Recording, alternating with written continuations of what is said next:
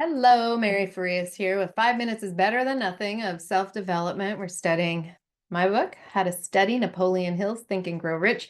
And yesterday I finished reading chapter 5, Specialized Knowledge. And so today I'm going to read my notes on how to study chapter 5.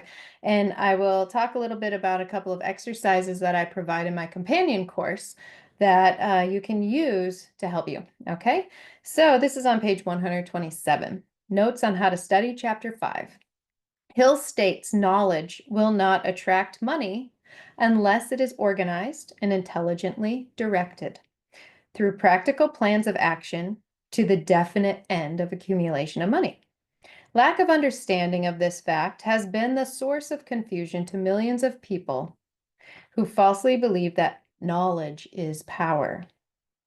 It is nothing of the sort. Knowledge is only potential power. It becomes power only when and if it is organized into definite plans of action and directed to a definite end.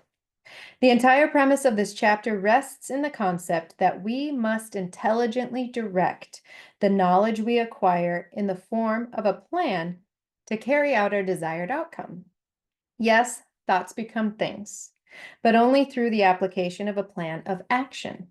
Bob Proctor has a great quote that says, "You can't just think and grow rich. You must do something with those thoughts." Join me in the companion video course as I take you through some exercises to use your thoughts and knowledge to begin the formation of a plan for your desires to move into tangible results. So what I do and help you with in the companion course is to lead you through a couple of exercises that help train your mind to think bigger, to think more expansively, and to think more in larger terms of what it means to have your goal.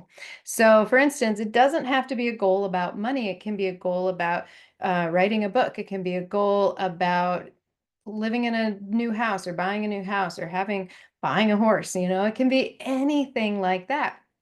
But you have to, one, know exactly what you want. And Napoleon Hill covers that in the chapter on desire.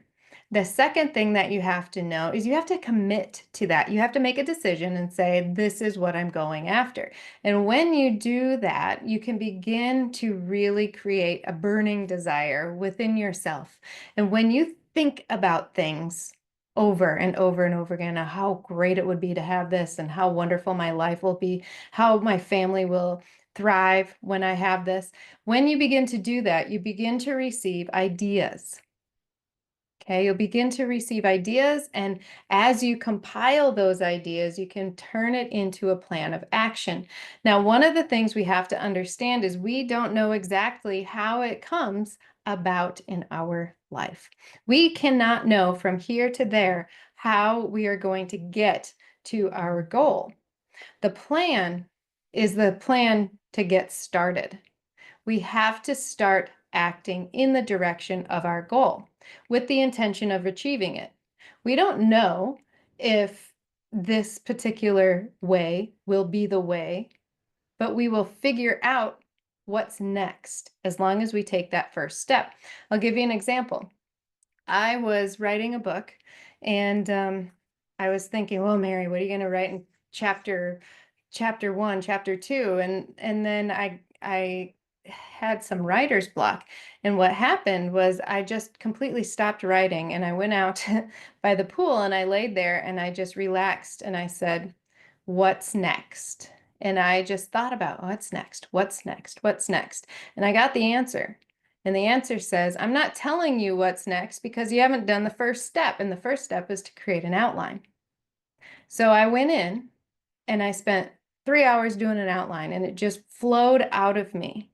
And no, the outline didn't get the book written right away, but the outline was the first step. And once I created the outline, then chapter 1 became so much more clear. Chapter 2 became even more clear, right? So you have to take each step. You can't just think about creating an outline. You actually have to do the outline in order for the next idea to show up. And then you'll begin to build on that plan.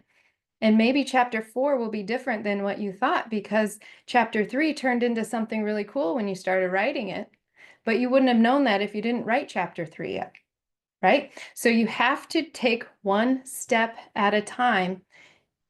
And so the idea is plan the next step, do the next step, and then the plan will continue to evolve. So try that. There are a couple of exercises that I've got for you in my companion course. I'll link to how you can get that companion course. And we will see you tomorrow for chapter 6. Bye.